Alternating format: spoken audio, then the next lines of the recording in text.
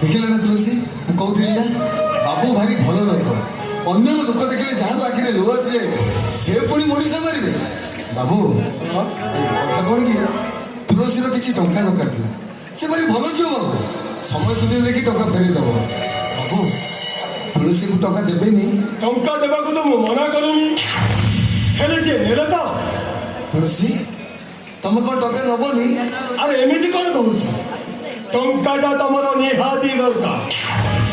ତମେ ଭାବନି ଯେ ମୁଁ ମାଗଣାରେ ତମକୁ ଟଙ୍କା ଦଉଛି ମୁଁ ହଉଛି ବେପାରୀ